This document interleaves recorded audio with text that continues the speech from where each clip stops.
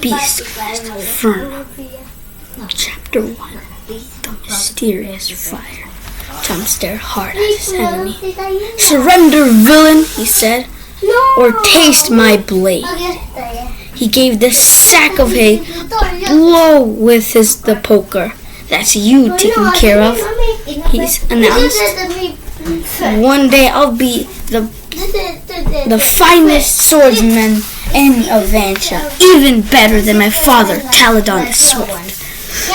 Tom felt an ache in his heart that always came when he thought about his father. The uncle and aunt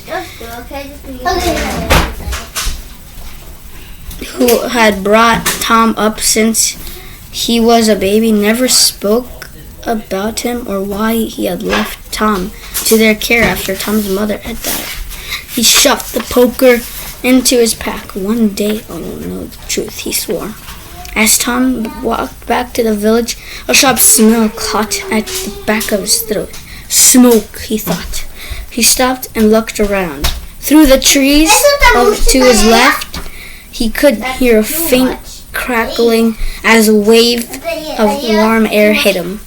Fire! Tom pushed his way through the trees and burst into a field. The golden wheat had been turned black stubble, and a veil of smoke hung in the air. Tom stared in horror.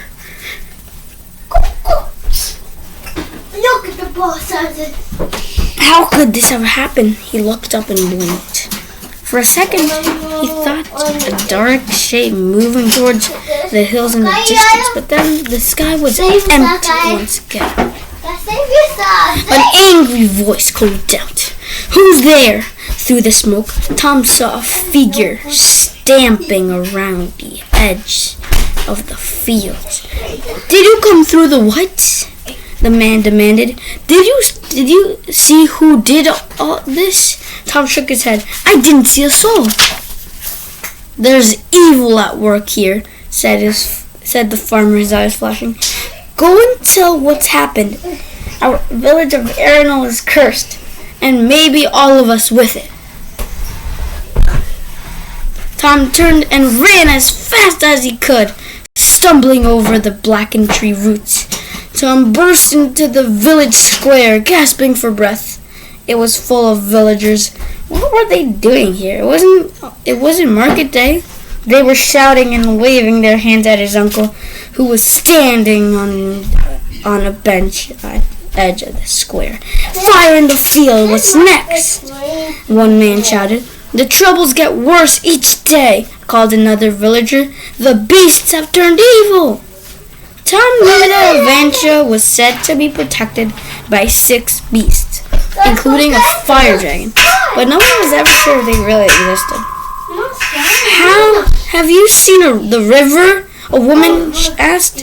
"It's so low, we will soon run out of drinking water." This page. Okay, John.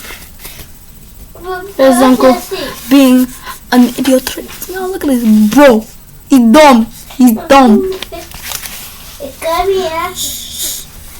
I look cursed. Didn't you just realize that? We're cursed. How dare you? An old man wailed. "I don't believe in curses," said Tom's uncle firmly, "but our village needs help. One of us must go to the king and request his aid." Tom stepped forward. "I'll go to the palace, Uncle." The villagers laughed. "Send a boy on the mission." "Ha! The king would laugh at us for sending a child." Tom spoke. Uncle, go quietly. "No, Tom, you're too young. I'm head of the village. I'll go." Suddenly, a small boy, smeared in soot, pushed through the crowd. "Help!" he gasped.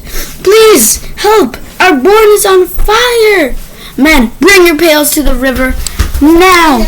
Tom's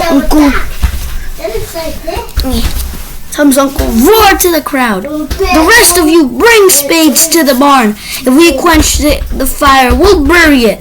Quickly!" Tom looked at his uncle as the men rushed to obey. This village needs you here as its leader.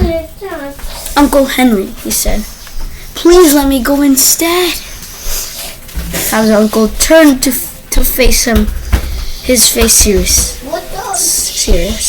I suppose I have to let you out into the world sooner or later, he said. He stared into the distance. Perhaps it's meant to be. He shook himself and turned back to Tom. Yes, you must go to the king, and there is no time to waste. You will have to leave first thing tomorrow.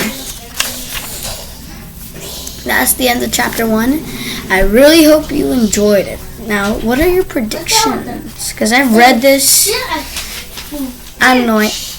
Do you guys think he's going to break in? Or he's just going to wait? He's just going to wait to be crushed. I don't know. Leave it down in the comments section below. Please like, subscribe, hit that notification bell so you don't miss out on any videos. Now, without any further ado, Ferno says goodbye. Goodbye.